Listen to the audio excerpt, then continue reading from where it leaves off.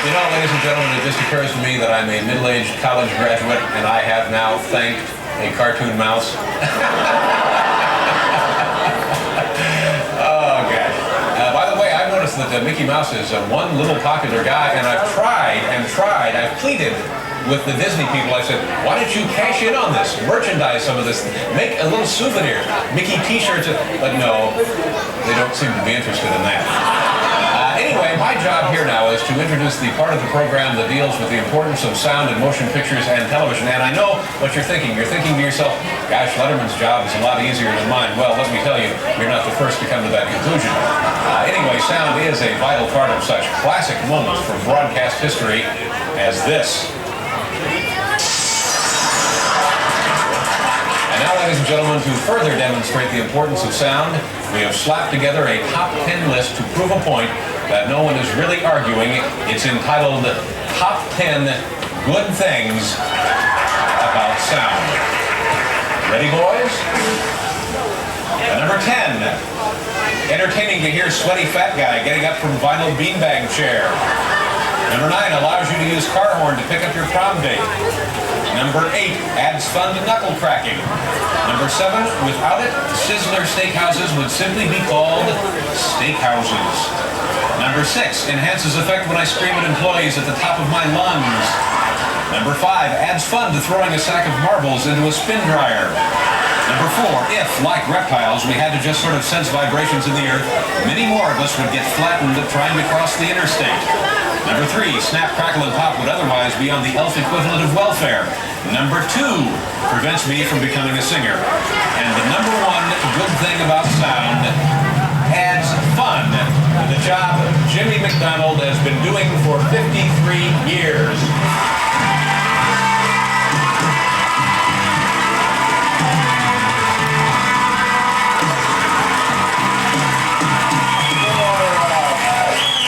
For 53 years, our next guest has created sound effects and voices, including Mickey Mouse's for the Walt Disney Studios. Ladies and gentlemen, please say hello to Jimmy Mcdonald. Hi, Jimmy.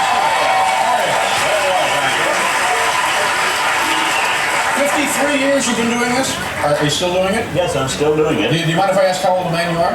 I was 83 a couple of weeks ago. 83. Oh, very impressive. And you do a little Mickey Mouse for us. Hi, folks. I'm Mickey. Were you the original Mickey Mouse? No, Walt did. He did the original, yeah. And when did you take over? We were in the middle of 1946. The fellas were running out of Mickey dialogue, and Walt said he was too tired to do it. Out of Mickey dialogue. You know, that was our problem during the Writers Guild strike. Not enough Mickey dialogue. Mickey's. Now, who did the better Mickey, you or Walt? Well, he said I sounded just like him. Well, that's good, I guess. I couldn't help but notice you're blowing up a balloon. Yeah, I'll let me blow a little more. You don't want to rush a man when he's blowing up a balloon, Paul. When we did a picture with Herbie, and he was being chased by Herbie the car. Herbie the car. Yeah. And he was going around the love bug. So the director came to me and said, I'm giving you a little warning. We're going to have Herbie lose a wheel. And the tire's going to come up from the wheel, and it's got to go faster than the car.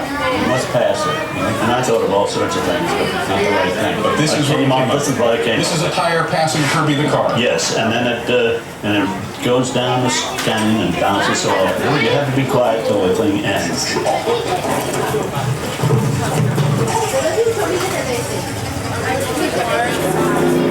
Hey, where'd that wheel come from?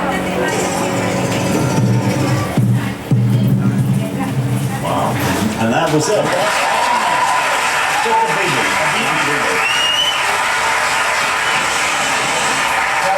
Are most sound effects still done this way, or have they been replaced with the synthesizer? Well, they're most, I have a big, or they have a big library in the studio. Well, let's get to some of this other stuff. All right, fine. Here's an old wallet I've had for many, many years.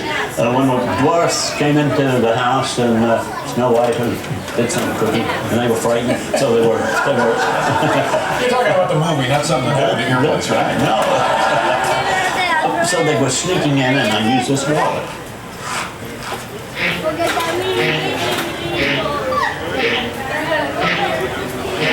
Those are the dwarves walking across the floor. Right, and that's a good, it's an empty wallet. I had no trouble getting these. All right. I have these are half coconuts for horses. You think horses are easy to do.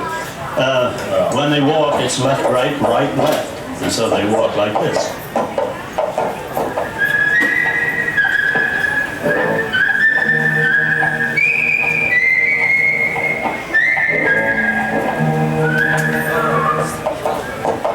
Then when they go into a lope, they go. That's both left, right, both right, left, and that gets you mixed up. And when they walk, they do this, and then they get into a gallop. A lot of them make three-legged horses, and I make four legs.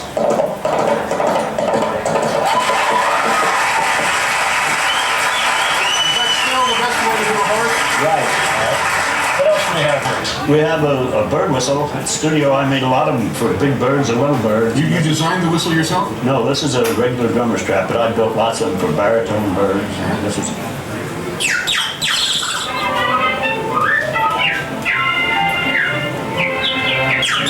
There's water in there, and that gives you the flutter. How many different kinds of birds can you do with that?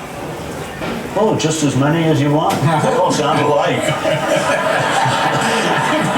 That'd be useful on the subway, perhaps. It sure would. All right. This was something I created for bugs and bees and that sort of thing. And it wound up working for Evan Rood and the rescuers. Right.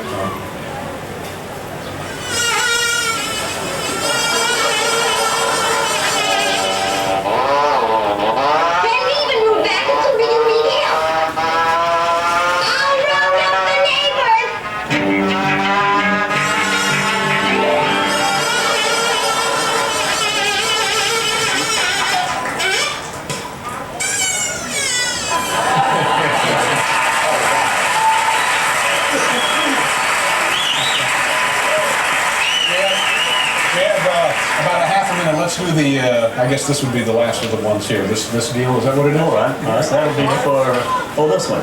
This is just stuff anybody has in their medicine chest at home. Right, some BBs. Oh, this is going to be the fire? I don't know, whatever you want to do here, Jimmy. This will be the last one. That'll get you. Okay. Yeah. This is for something else. This is, I'll have to blow Something this up. back at the hotel later, maybe. I'll try it. Okay, now if you want to do it very close and don't you want to lose, you might get a sliver in your finger. Okay, thank you. What am I doing? I do this here? That's right up close. These are guys creeping through the woods. No, this will be a fire. Oh, fire. A fire that they had in Bambi. Oh, the terrible fire in Bambi. Oh, I don't want to do this one. Well, it was for Charlie. I know, but it just was horrible. And then this is the wind that was blowing. So if you get that real close, and I'll get this. This is the one that killed Bambi's mother, isn't That's it? right. I hope you're proud of yourself.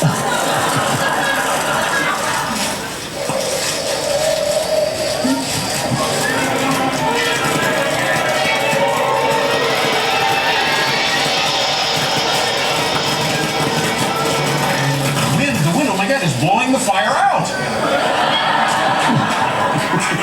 Very impressive.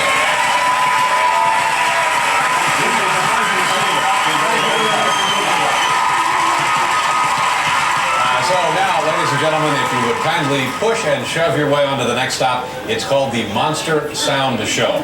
And I understand they have a lot of Foley effects. And after all, isn't that why you drove to Florida? But remember, if you bust anything, security guards in mouse suits will beat you senseless. Thank you. Enjoy your business. Well, hello and good evening, everyone. My name is Gerald, and I'd like to welcome you to the Disney-MGM Sound Effects Studios, where today we're going to present the Monster Sound Show.